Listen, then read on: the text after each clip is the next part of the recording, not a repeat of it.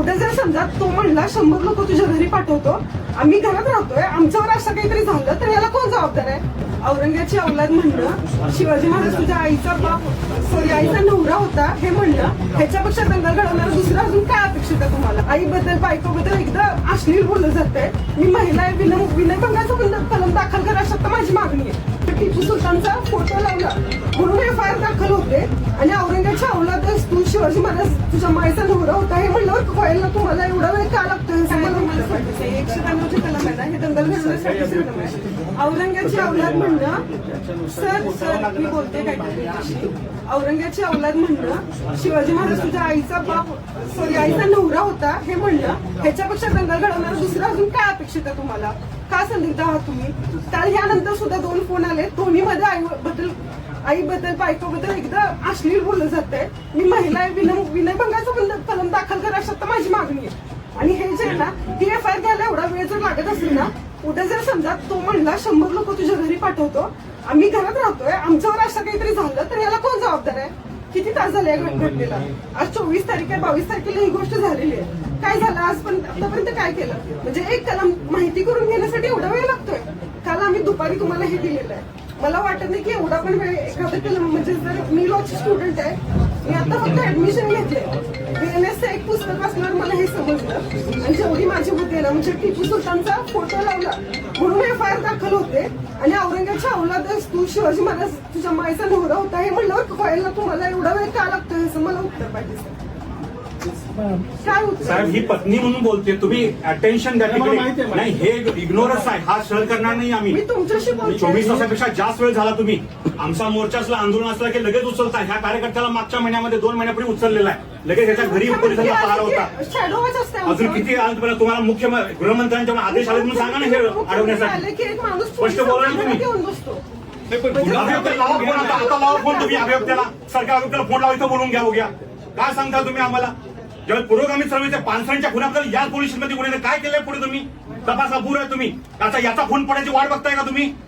प्रशासनामध्ये खून पडायची वाट बघताय का तुम्ही? तरी गुन्हा कबूल केला त्यांनी म्हणलं, मी कॉल केला म्हणलेला आहे, तरी तुम्ही अजून वाट बघताय. प्रशांत कालची धमकी ऐकू, काल धमकी आली रात्री तुम्हाला नाही माहिती किती फोन आले बघा. अजून त्याच्या कार्यकर्ते धमकी द्यायला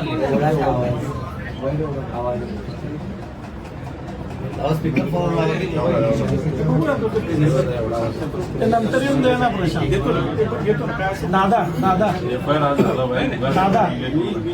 मी समजू शकतो विरोधातला एखादा आमदार असला असता आणि छत्रपती शिवाजी महाराजांबद्दल असं काय बोलला असता तर लगेच उचलला असतं. आमचं म्हणजे सत्ता असो, विरोध असो, पदाधिकारी असो नाही तर कुणी असो, महामानवांबद्दल महिलांबद्दल आक्षेपाई बोलल्यानंतर तुम्ही मी ह्याला बोलतो त्याला बोलतो असं करून नाही FIR करावं लागेल तुम्हाला. मी सांगतो की जे काय असेल काय तुम्हाला माहिती आहे का या सगळ्या गोष्टी असं होईल तुम्ही ज्या पद्धतीने वागताय ना तर पोलीस प्रशासन या व्यक्तीने गायकवाडली एक मात्र बोलला होता, भाषणात बोलला होता, महाराष्ट्राचं पोलीस डिपार्टमेंटमध्ये जगातलं सगळ्यात अकार्यक्षम डिपार्टमेंट हा संजय गायकवाड बोलला होता, मी नाही. मग तुम्ही तशाच पद्धतीने कदाचित वागताय असं मला अनुभव आलाय दादांच्या बाबतीत. अजित दादांच्या FIR बद्दल मला आलेला आहे महाराष्ट्र पोलीस खराब आहेत नाही म्हणणार, दबाव टाकणारे खराब आहे. तो फक्त सत्ताधारी आहे त्यामुळे कदाचित तुमच्यावर अडचण येते पण कुठे कुठे नाही मी दबाव मग करू टाका. गुन्हा दाखल करून घ्या ना मग. कायदेशीर तपास नाही. FIR करून टाका ना. कायदेशीर आल्यानंतर कोल्हापूरमध्ये आल्यानंतर लोकांशी बोलल्यानंतर त्याचं जे काही ऑडिओ कोल्हापूरच्या लोकांनी ऐकल्यानंतर त्यांचं असं मत आहे की त्यांनी सांगितलंय जे पानसरेंचं केलं तसंच तुझं करणार. मग आता तुमचा तसेच ते ओपन केस आहे मग त्या केसमध्ये आणि ह्यांनी जे सांगितलं म्हणजे तो जो 2015चा दुर्दैवी गोष्ट घडली मग ह्यांचं काय लिंकिंग आहे का हे आपल्याला नाही. असं काय करायचं FIR जी जे आहे FIRच्या अनुषंगाने आम्ही उठलो तर FIR नाही होणार नाही होत. कालच झाला असता आम्हाला एक पण कारण नव्हतं. आता पण ते काय म्हणतात ते असं नाही म्हणत की FIR दाखल करून घेतो. अर्ज दाखल करून घेतलाय असं म्हणताय. किती वेळ लागतो आजी दादा 3 महिने झाला एक दिवस नाही दादा खरगेंवरती दहशतवादी भंगार विकून गोळा करून शिकलेली मुलं आहेत. बरोबर आहे? नाही म्हणजे सामान्यातले सामान्य लोक आहेत. अजितदादांसारखं उपमुख्यमंत्र्यांचा एफआयआर झाला नाही. तुम्हाला असं वाटतं की आम्ही गेलो तुम्ही हिंसा करणार आहे? मी सांगतो नाही होत कसं आहे अहो, मला एक दिवस काय तुम्ही वेगळं काय करणार मी सांगा. जे काय जे त्याच्यामध्ये जे- चुकलंय काय याच्यामध्ये? त्यांचे जे शिक्षेच्या नुसार सांगतो. एकच सेक्शन सर, तुमचं तुम्हाला जे दखलपत्र आहे ना त्याच्याबद्दल आक्षेप आहे कारण तुम्हाला दखलपत्र फक्त नोंद करून घ्यायचं आहे. बरोबर. तुम्ही थांबताय. एवढा आदेश आहे हा गृहमंत्र्यांचा. साधा अर्थ आहे. ते तुम्ही आहे, स्वतः बोललाय, मी माझ्या सर. फक्त ते तुम्ही ते घेत माझ्या नाहीये. माझं आमदार साहेब मी पण ते सांगतो. माझ्या माहितीप्रमाणे हे जे लिहिलेलं आहे हा अर्ज आहे एनसी स्वरूपाचा आहे. याला पुढे याच्यावर सर, अन्याय NC होऊ म्हणून नये. सरळ एमसी स्वरूपाचं आहे, एवढ्या सगळ्या लोकांसमोर बोलता. एमसी स्वरूपाचं आहे, असं कसं बोलता तुम्ही साहेब?